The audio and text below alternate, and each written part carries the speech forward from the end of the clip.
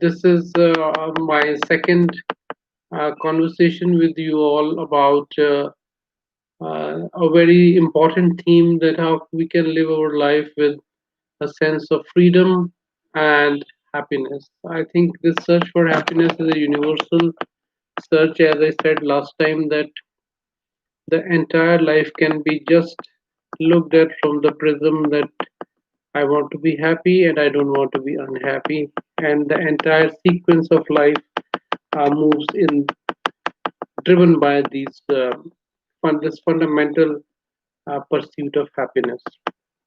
And there are various kinds of happiness. So now the theme that I have chosen from that perspective is that this world that we are living, we have been born into, uh, is, is it governed, or is there anything called evil here, or is there? So there are, we often hear this, that there's a good forces and bad forces. I don't know, somebody is. Oh, Sayed, you can join. There is a new link I have sent. Please, right now I'm on the I am on the live stream. Okay.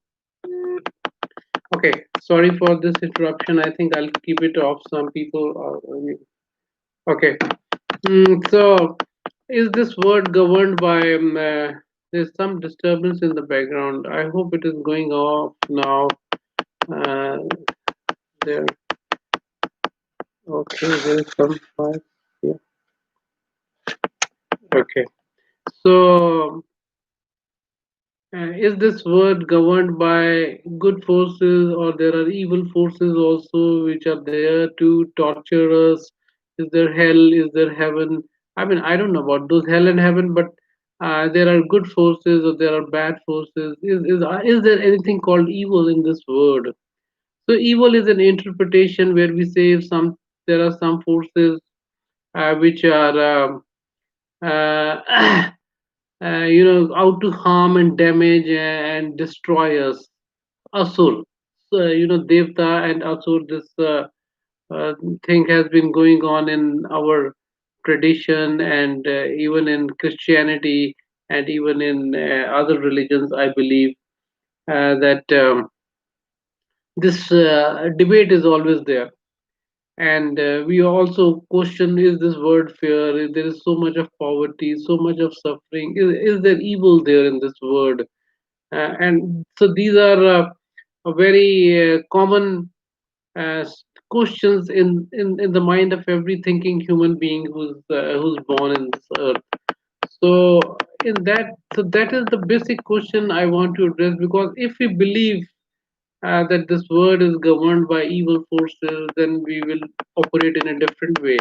But if we believe that this world is governed by good forces, then we will operate in a very different way. So, if I believe that this world is governed by extremely good forces who are not out to harm me, but who are out to nurture me, protect me, make me blossom, and take me through this journey of life in a very nice way, then my life will have a very different flavor. Then, if I believe this world is governed by evil forces, there are evil people around who are out to torture me, damage me, and harm me, and then my the flavor of my life will be very different. So in that sense, uh, uh, what is my belief? So that will determine how I live my life. Now I have experienced some extremely wise and saintly people, and I experienced that they had this belief that this world is governed by extremely good forces, and they live with a lot of optimism and hope, uh, and they would interpret whatever happened in this world in a very positive way, versus some of the people I experience who interpret whatever happens in this world in a very negative and pessimistic way. So this is a fundamental thing that it comes from our beliefs. So I believe that this world is governed by good forces. Now, why I say that, I will tell you why. When I look at all the human behavioral processes, so I'm just talking of the behavioral processes. I see that it encourages good behavior. It encourages behavior. Good behavior means it encourages behavior where when people are sensitive to others, it rewards that behavior. It it punishes the life. Life punishes the behavior when people are insensitive towards others. Life rewards the behavior with happiness when people are responsible. Life punishes the irresponsible behavior. Life rewards creativity, and life punishes lack of creativity by boredom and jadedness. And so all these processes are driven toward vicious cycle or virtuous cycle. So virtuous cycle is one where sensitivity, responsibility, creativity, and such kind of actions are there, and it punishes into vicious cycle of suffering and pain and death and violence and destruction, which are harmful for the larger universe, which can be insensitivity, which can be irresponsible behavior, etc., etc. This is my observation I'm sharing. So my belief has become that you know behave responsibly, sensitively, creatively, and life is going to reward you with happiness and goodness. So this is at the belief level. So at the fundamental belief level, this is what I have. So now I would like that you may have some questions coming to your mind, that what we see is not resonating with what I am telling. So I would encourage you to please write and ask these questions, and then I would like to respond to them on this theme that life is governed by. So just I would like you to just imagine that this life is governed by forces which love you, which want to nurture you, which are there to educate you, which are like your mother.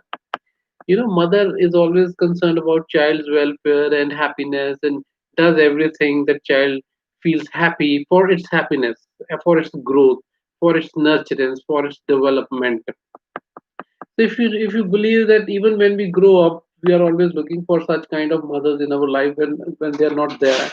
So if you have this belief that this entire life, whether it is good to see and listen. Okay, thank you, Khurjeef. I'm glad you're joining. Okay, so this uh, is like a mother, which is wanting to. This life is like your mother, which is wanting to nurture you, protect you, nourish you, make you learn and grow. It's like that. So as I think there's some, it's very rightly said that. Uh, it is very rightly said that Mm, uh, God couldn't be everywhere, so He made mothers.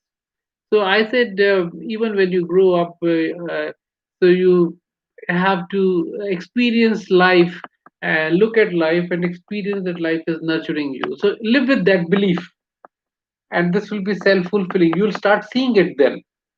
You'll start seeing that life is giving you all kinds of delicious foods. Life is giving you beautiful love from your children, from your parents, from your colleagues, from your friends, from your spouse, from everywhere you receive. So whenever you are in trouble, you'll receive help from somebody. So don't see as these people are doing it, see that life is doing it for you. And then you will see the flavor of in which you live. That flavor becomes a very different, the life will have a very different flavor. So this is a fundamental shift. When you make, then at that moment, you start feeling a lot of happiness and optimism.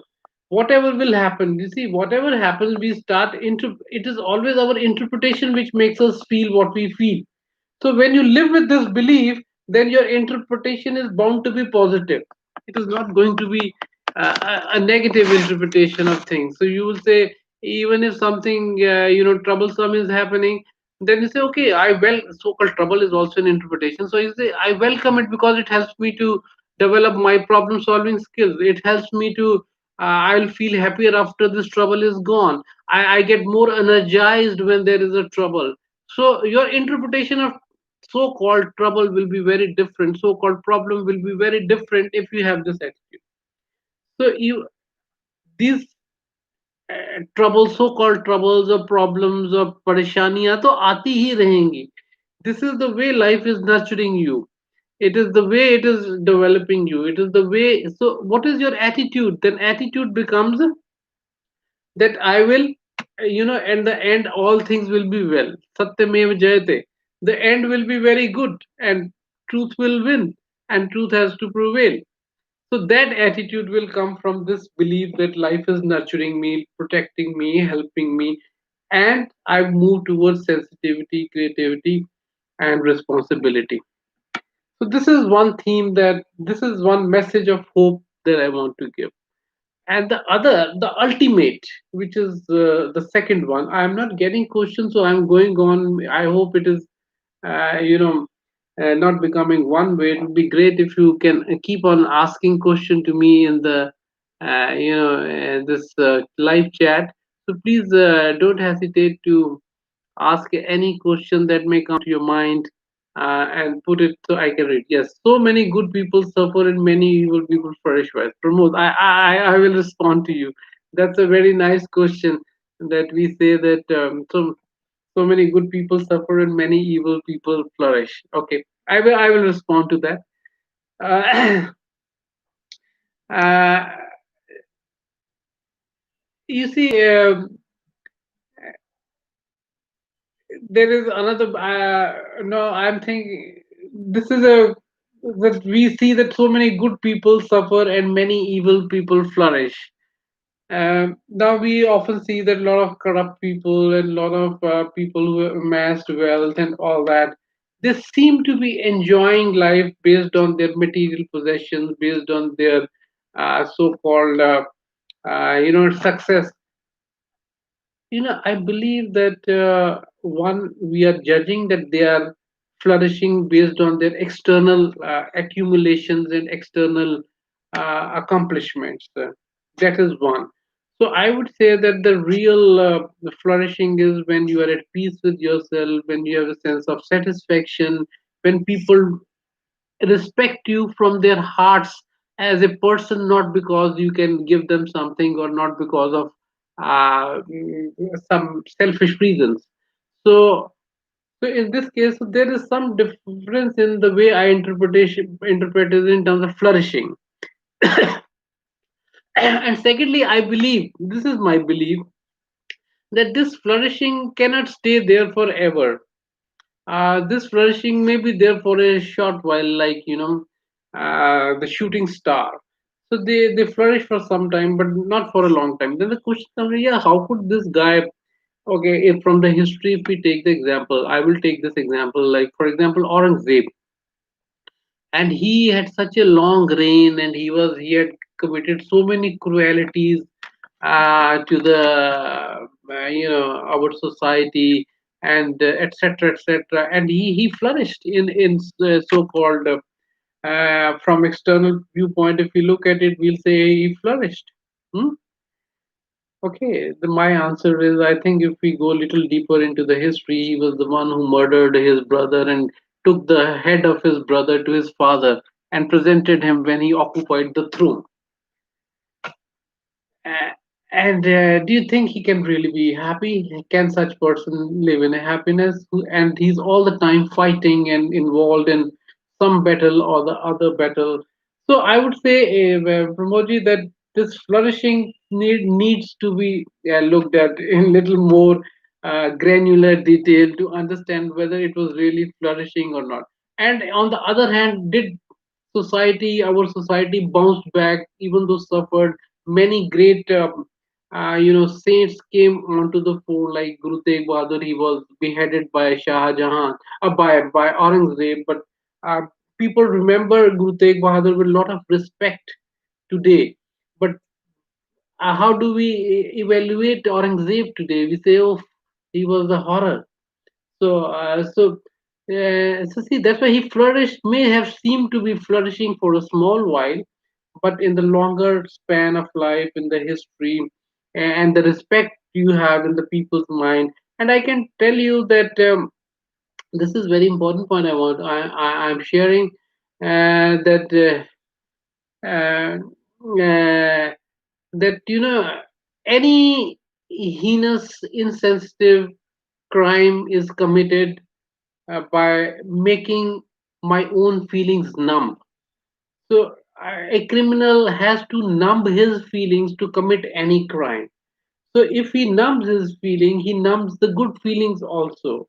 So I can tell you at a little deeper psychological level, you will experience that this numbness is much more harmful to the person. Only then a person can commit heinous crime. So nature has given a natural what you call the moral compass in each one of us, which is how we feel.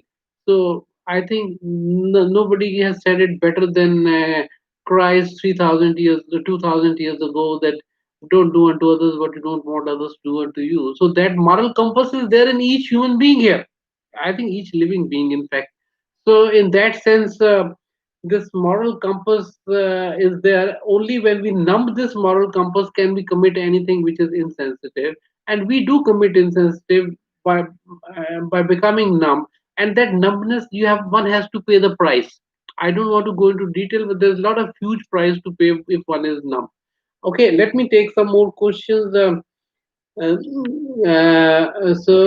okay. Jay Sharma, interpretation perception is the force that is driven by our belief, which changes the. Yes, I fully agree with it. It's a very beautiful thing you have said, Jay, that interpretation is the our belief, yeah, makes us interpret, and that changes has a different. Absolutely right. I fully appreciate that comment. Khushji, you have said that Aurangzeb's action are perceived today by you and me as wrong, but at that time, how did he perceive them? How did he perceive them? He must have perceived himself, or maybe the people there at that time might have said it right or wrong. I don't know how they judged it at that time, but you have to be highly insensitive to do commit what Aurangzeb did. How do you see that he had to murdered his brother, and took his head, presented his head. He sent the head of his brother to his father Shah Jahan, who was the ruler of India. That, look, this is the gift I want to give you. Imagine what kind of politics and cruelty and in the family for the power. So I don't know. Even at that time, I guess it must be a horrible experience for him or at that time too. I read this book recently about few months back on the lives of these people. There was his brother who was very spiritual, and he was also murdered and stuff like that. So I think this proves what I am saying, that in the short term they may seem to flourish, but in the longer term, or even if you look at their phenomenological experience wise, what guides our moral? What is the role of religion in it? Okay, Kushji is asking what guides our moral compass. Well, it is there in the heart. So, do you want people to, treat you cruelly, speak badly with you? So, whatever you don't want other people to behave with you. So, I think that is the moral compass that nature has given to each one of us. So, you have to ask yourself: do I want to be told lies? Do I want somebody to be dishonest with me? Do I want somebody to manipulate me? Do I want somebody to maltreat me? So I think that's a moral compass in each one of us. So we don't need to ask anybody on this. But the question is, nature has also given many mechanisms for humans to distort the reality and numb that moral compass. So, to the extent are sensitive to that moral compass, you will not need any external rewards, etc., for that. So, I think that is the value of being sensitive to one's feeling. Okay, let's see what artists have. One small question: is happiness measurable? Measurable. I don't know. You see, actually, the concept of happiness is not. It is not possible to be always happy. There will be times of sadness. There will be times of when you will feel low. There will be times. But the question is, in general, how is your mood? In general, how do you bounce back from these setbacks in life? In general, how do you deal with the problems that are coming in your life? So if they are fleeting moments, or if you're able to bounce back quickly, and in general your mood is good, you feel happy, you have warm relationship with other people, you do indulge, you are into some creative pursuit, you are doing good for the larger system, you are bound to be much better off in terms of how you feel about yourself and in general how you feel. So I'm saying two things. One is you cope very quickly and bounce back from the setbacks and sadness and unhappiness and sorrow. They will come, they're bound to come. So there is going to be disease, there's going to be death, there's going to be old age, there is going to be frustration in relationship, there is going to be failures in the task that you are. So they're bound to be there. But how quickly you bounce back, learn from that and bounce back. But in general your mood is very good because you think good of others, you are involved in creative pursuit, you behave responsibility sense, so in general you'll feel very good. So I don't think that, I would say your mood in general remains happier. So that I would say in terms of measurement. Okay, Indu, yes, let's hear. Many people don't even feel guilty or numbness, values are changing. Yeah, okay, let's see this. Indu, this is you have touched on something a very important point to understand. So I would like to talk about it. You see, you are a psychologist and you understand there are defense mechanisms nature has given to humans to run away from honestly confronting our feelings. So the more honest we are and more honestly we confront our feelings, the more sensitive we'll behave. But if we want to run away, if we are dishonest with our feeling and if we want to run away from them, because without doing much work you can run away by using some defense mechanism, which is very comfortable area, very easy to do, and which most people will do. So it's the easier path, but it's the path which leads to pain because you remain in that cycle of suffering which I had talked about last time also. So it's in the short term, you run away from the problems by being numb, but in the long run, you continue to remain in those problems. So I think this is how I would like. Okay, Aman is asking this question. Values are changing. Yes, if there are values are changing, Indu, then the unhappiness will increase, and then that will force people to revert back to goodness. So this cycle of goodness and badness will continue because ignorance will make people move towards insensitivity and guiltless and numbness and behaving in irresponsible manner. Then there will be pain, then that pain will make them move towards being more responsible, sensitive. So this cyclical process will go on in societies and various times. I believe this life is very cyclical.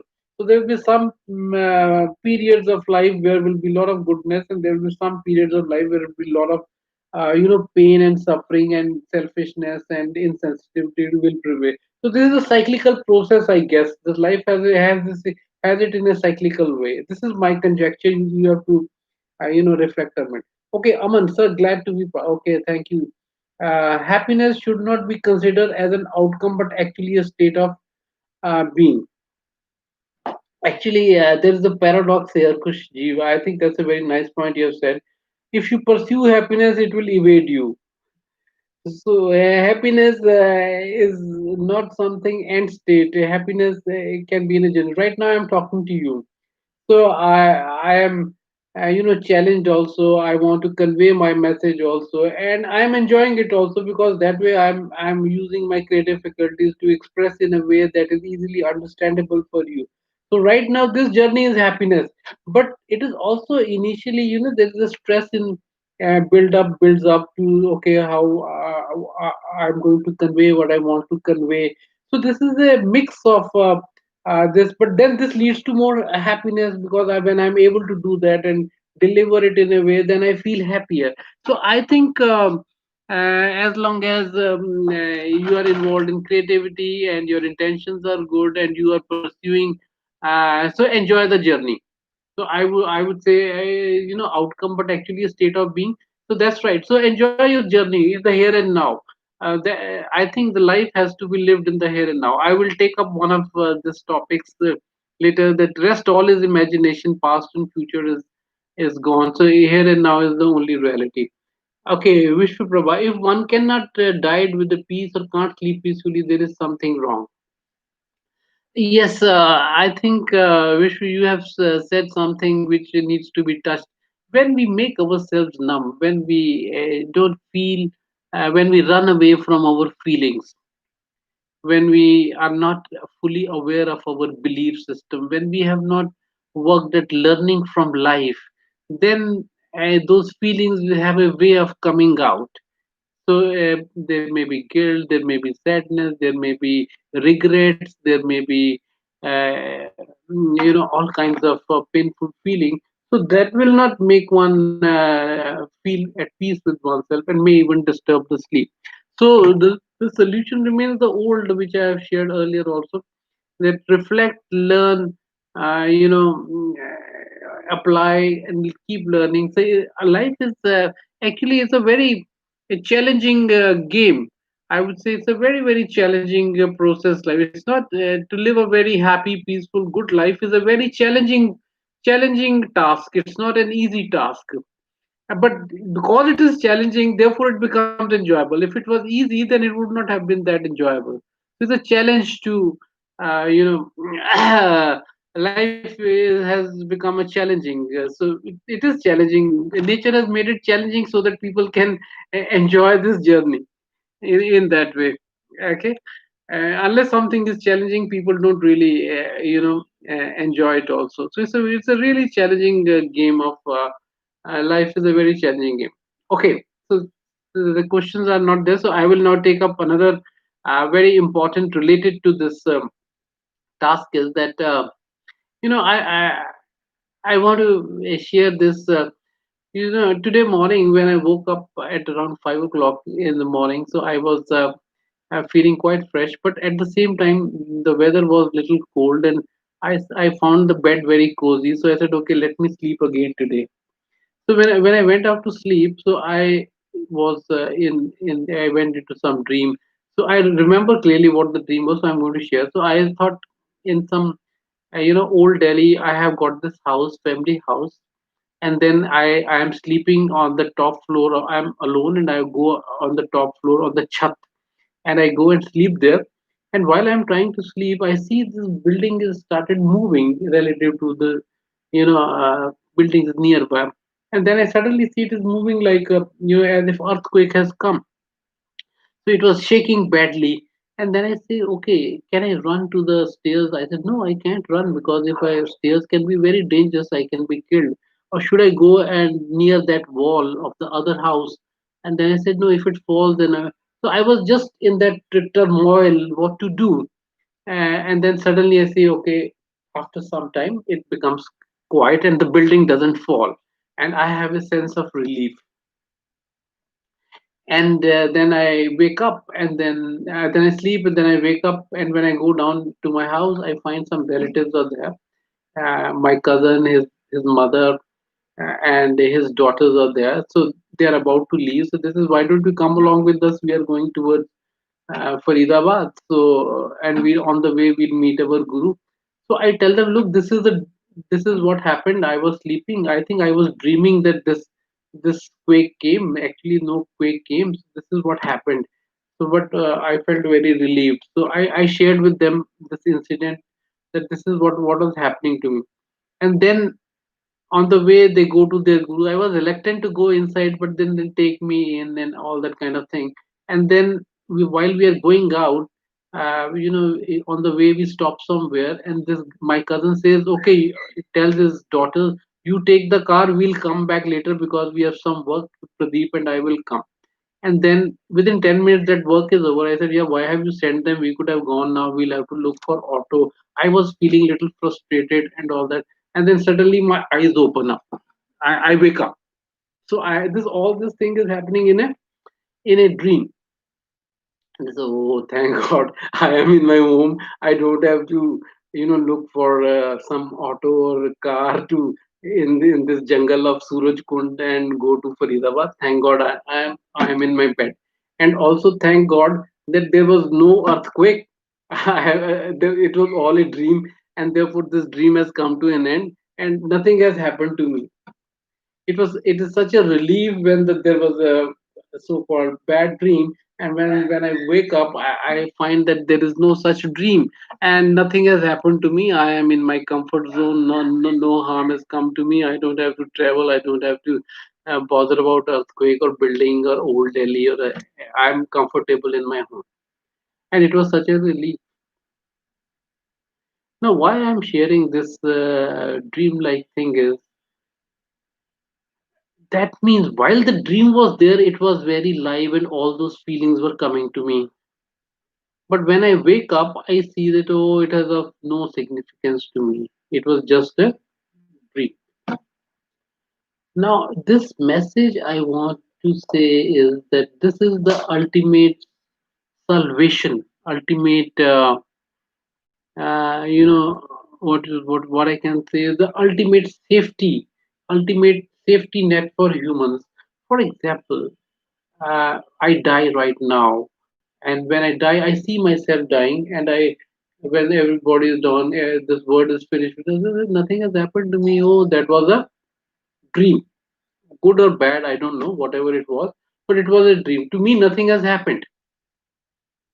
So now I want to give you this exercise. Imagine that nothing which is happening in this life, nothing actually affects you. It is of no significance for you because it cannot do anything to you. As I quote in the Gita, there's one quote that the fire cannot burn you, the water cannot wet you, the air cannot dry you, and the sword cannot cut you. So, in that sense, no damage, no harm can come to you ever, ever, not even death. Nothing can do any damage to you. So, just experience this right now. How do you feel? Just get into this state. Fire cannot burn you, water cannot wet you, death cannot kill you, uh, and the sword cannot cut you. Nothing can happen to you.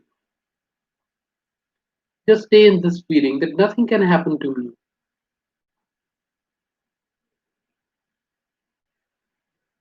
And now, can you share what you feel? Nothing can happen to you ever, ever, forever. Nothing can happen to you. So that is the ultimate, peace. Uh, that is the ultimate uh, invincibility you have as a human, as as an awareness. So that is why I say there is a lot of hope and goodness and compassion there, because nothing, whatever happens here is in this dreamlike world. This is a dreamlike world. So you can ask me this question: if it is a dreamlike world, why do you feel unhappy? Do you feel unhappy? I will, yes, I will feel unhappy many times. I will suffer. I will feel bad also and all. So right now, let me tell you that I am in a state which is half awake. Sometimes I'm awake. Sometimes I'm asleep. So I believe that the sadhana or spiritual sadhana or the search for happiness or this happiness ultimately lies in dehypnotizing oneself from this uh, ego identity and getting into that awareness drishta bhav, the witnessing consciousness, which nothing ever can happen to that witnessing consciousness. If we really get established in that, then I believe that we will feel the real sense of peace and well-being in this. Aman. Okay, let me hear see what others are saying. Okay, Rashmi, our soul never dies, but body will. So this has to be experientially. experienced. It can be experienced. That I can guarantee you that you can experience this part in you. Okay, Aman, let's see what Aman. Thank you, Shruti, for saying that you're part of this discussion. Okay, Aman, challenges affect people who aren't able to win or achieve the target. How do we be happy when our capability to achieve the challenge is a limitation? Okay, I will address this question, Aman. But let me just finish on this, what I'm saying right now. So, this seems like a theoretical thing, some concept which is given by our Vedanta or religions, etc., or Gita and all that. It does. It's not. It doesn't seem like as if it is practical. I was talking about this to my son today only in the morning, and he said that but I don't experience it. So you're talking of drishta or witnessing consciousness and all that. So so I said, yes, that's correct. It is a theoretical concept for you, but in the stillness of the mind, people experience it. And I want to share you with you in this connection that when I first experienced it in the sense that I used to go to one great saint in Chandigarh, Sant Gulab Singh Ji, and in his mere presence, I would go and sit in the afternoon. He would hardly talk. Few people would come and sitting quietly in that uh, around him. So just sitting near him, in that silence, there was some stillness. Suddenly, I realized I'm not the body, I'm not the mind. There was no I, and there was total stillness. That is when I realized that okay, I'm not the thoughts, I'm not the feelings, I'm not the mind, and that gave me a sense of that created an anchor for me that okay, that nothing ever happens to me. Now, question is this realization is easier, but managing the mind, life, they are much bigger and more difficult and challenging. So this life is in that sense a continuous sadhana to understand and get into this. But this ultimate grace and saving is available to all human beings. So that's another message of hope and optimism there in human life that I want to share with you. It is there. It is not a theory. It is possible to get and to experientially have it in the total stillness, which can come upon you in any way. Maybe in scenes, maybe your own sitting quietly, maybe while. I think every day, every night, while we go into deep sleep, when there are no thoughts, no dreams, nothing, we all experience it. That's the ultimate healing that happens at night when we sleep in deep sleep. The body heals, the mind heals, the absolute whether we are going through whatever harsh circumstances in the conscious waking life, but at that time of deep sleep we experience this part in ourselves. We experience it. It is our reality, so it has to be there. You will have it anytime. You can access it. The question is how much effort we are putting into it. So I have given two messages of hope. One is that um, that this life is governed by good forces. So optimism as if it's a mother. So this life is a mother, is like mother which takes care of you in all ways, always. But you have to be, but it will punish you if you're not sensitive, if you're not creative, if you're not responsible. So it teaches you to be in that direction. So it rewards with happiness and well-being. That's one message.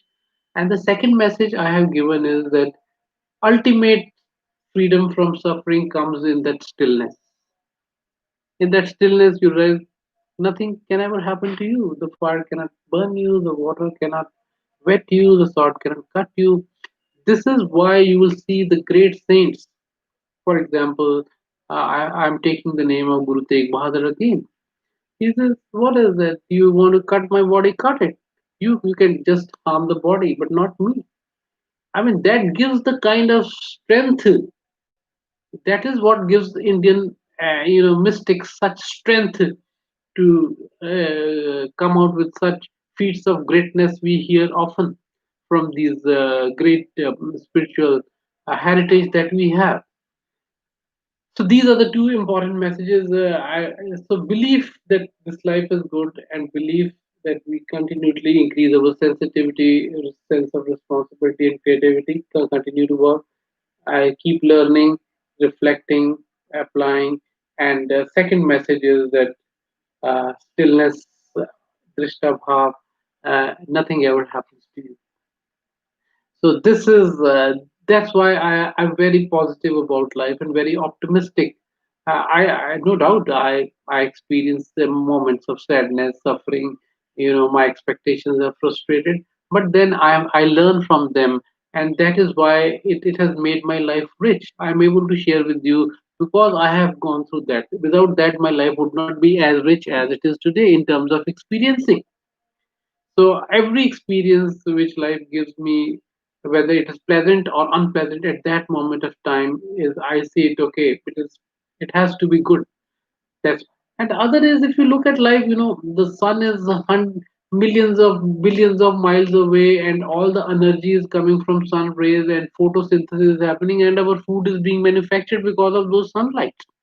We exhale carbon dioxide and we inhale, and that is converted into oxygen again by the plant. There's a food chain, there is a environmental chain, there is the water is coming from the rivers, and life is a great dance. This dance of creation is just fantastic. So when we see the fantastic with the colors, the birds, the look at it, and all the time you will be saying, "Wow, wow, wow!" You'll all the time feel grateful and be inspired and uh, admire this dance of creation. So how can it be evil? How can it be ever? If there is something which is unpleasant, painful, let me examine what did I do that I'm getting it, and think of ways that okay, how can I change my behavior that I don't get this painful thing that I'm experiencing. Okay, with this message, I would like to come back again to the questions. Well, now Aman, I want to answer your question. Changes affect people who aren't able to win or achieve the target. How do we be happy when? You see, don't feel that. So when you feel, let me tell you, supposing you're not able to achieve the target and you feel frustrated and unhappy. So that frustration and unhappiness will challenge you to go back and tackle it. This is the cycle of excellence. Cycle of excellence is you go, you are not able to achieve, you come back, you again work hard or improve your method, again try, again fail, again work. So this is a cycle of excellence. This is how life makes you excel. This is the way. So don't see that the disheartening is temporary. The excellence is bound to be there. It has to come, not today, tomorrow, day after. It has to come if you keep on pursuing it, keep on learning, keep on improving. So frustration challenge you to do better again, unless you give up, unless let go and blame others and stuff like that. So every experience in life will build you in some way or the other. I hope I have reasonably satisfied. Shruti, okay, relative truth is absolute truth between soul and body. Soul is eternal, material body is temporary happiness. Yes, I agree with you, but it has to come at the level of our experience. So if it comes at the level, so how does it come at the level experience is a real challenge. It is challenge because we are totally hypnotized by the belief system we have been brought up with, uh, and it requires some kind of regular meditation or connect with the people who have already achieved it, or focusing our energy in this direction, or some fortuitous circumstance that we are able to experience that stillness and that reality within ourselves. That we experience every day, but we have to focus our energy, and then that gives us the anchor that will make us unshakable in life. So I have this very fond hope for everyone that if you are going to work for it, you are going to get it. There's nothing can stop you. This is your ultimate destination. This is what your reality is. You can't remain away from your reality for long. You can believe that you are this, that, but your reality has to ultimately, you know, at, ultimately it has to be dawned on you. So I have, that's why I'm very optimistic. It has to be like that. Yes. Okay. So some more. Anything you want to say? It's all. We have just 10 minutes with us now in terms of time. Though we started about 3 4 minutes late.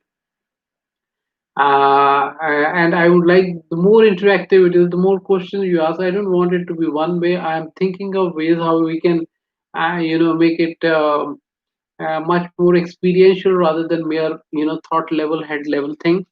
So maybe I will think of some more ways in future discussions. I would like that you participate more. You can send me your questions. You can even in advance if you are troubled by anything during the day-to-day life, anything that bothers you, you just shoot me a question on my WhatsApp, and I will come back and see how uh, give my perspective on those issues. I would welcome these questions which relate to your life. Okay, let me share this some now since this is coming. I sent this messages to many of my friends and acquaintances and relatives, and one of my relative, she said that she's not feeling happy because she has lost a very loving pet of hers. She's right now in this group. I saw her name, so she said hello. So maybe she's listening, and I can understand. The pets love you unconditionally. And that dog, that bitch, loved you unconditionally. So that love is where we connect, and to lose that love is of course painful. So how do I deal with it? No, I'm asking this question that, so that pain will be there because you love the person and that loved person is gone. How do we deal with it? So, well, uh, this pain can make you reflect, that what is the meaning. I loved it, I've lost it. She was source of joy, now she's the source of suffering for me. She's the one who gave me such lot of joy. And now that she's not there, that she's the same, her absence has become a source of suffering for me. Now, do I want to go into this, suffering? I don't want to suffer. I want to enjoy the love, but I don't want to suffer the loss. Is it possible? If I'm sensitive, I will experience the. I was the one who enjoyed her love, and now I am the one who's suffering her loss. So, what should be my perspective? What pain can I reflect on this essential pain of life? These are the two sides of the same coins. The one who loved me and had to go. They have certain life, they have to go. And then when they go, I miss them and I suffer because I enjoyed their love. I'm no longer having that love. So I suffer. So can this suffering become a trigger for me to reflect on life? That is one. And second is maybe some ritual can help us to bring about a closure to this, like we do with humans. We do some ritual, कुछ दिया जला के river में बहला दिया कि now you're gone from my life. Some ritual so that this closure comes and you can, uh, start from there. And the third is the time will heal. It will take some time, and you will move on. And that is the nature of human life. You bounce back after all the suffering, so you will bounce back. So three things I have said. One, this pain can make you reflect on life and go deeper into the meaning for you, what how you want to live. The second is that do some ritual to close this, and the third is that obviously time is going to heal. So this is my. I'm saying that. So I invite your questions, and I will give my perspective and say how you can use it to go deeper into life and become make your life more rich. So that's okay. Because she was saying something. Hope is my expectation, and if not fulfilled, may bring in fulfillment. But accepting as hukam that all that is happening is good for me.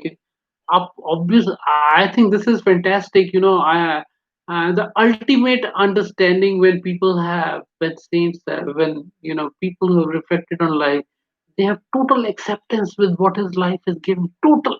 Jo ho jaye. Anandmay Mom was there, or even I've seen others. Total acceptance of whatever is happening. So that is the ultimate wisdom will get expressed in this way. So I fully agree with you. This one. Action is in my hand, but consequence is controlled by the cosmos. That's right. So that's a perspective, rich perspective that Krushi, which is helping you to. What was in my hand, I have done. So now I trust the life to do whatever it accepted. That's a very nice attitude. Dr. Sushma Satish, Namaskar. Thank you. You're welcome, Dr. Sushma. Nasifa Bibi. Why sometimes we feel like nothing more to do in life, really blank. Uh, yes, that is possible. Sometimes, the mood is very, uh, lack of feel that joy in life and the sense of meaninglessness, perhaps really blank. I can understand. So I'm saying that all these can be triggers for you to reflect and go deeper into what is happening, what do I want, and then if you for me, one of the ways is to get into silence and meditation, and then I start feeling full and happy and joyous again. So that is the reward of spending time with oneself into meditation. So I would encourage you all to uh, to do that. Acceptance is the key, Rashmi. Shruti, duty of dying man like Prakshit Maharaj, then martial people every step dying. Okay, this I am not understanding. Shruti, maybe something. Okay, Kriti.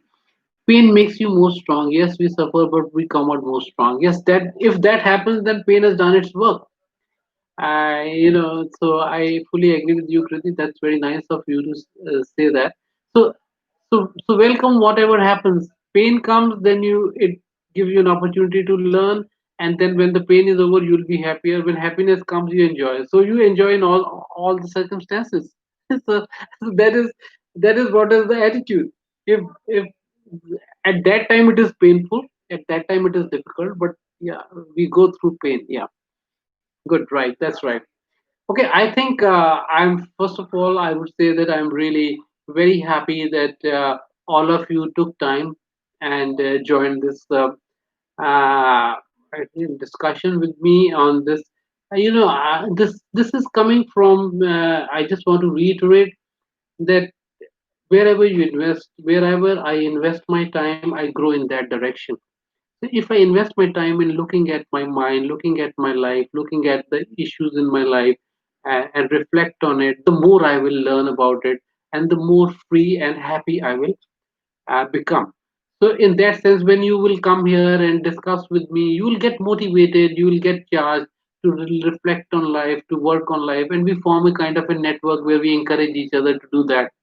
And so you really move in this direction towards happiness and freedom. This is a network of people that I would like that we all support each other in this direction and move towards happiness, greater happiness. So I'm very happy to see all of you join here. I feel very grateful. I'm very happy. I enjoyed it thoroughly. I have shared what I experienced. I have made some mistakes as well, but that's okay. I have done good also. Right now I'm feeling very happy. Okay, Dr. Ritu, thank you. Okay, you're welcome, Ritu. Dr. Sushma Sati, Raja Janak has asked the same question. When in dream he saw that he's a pauper, he put the question, which is true. Yeah, absolutely. That's the beauty of Yoga Vashishtha.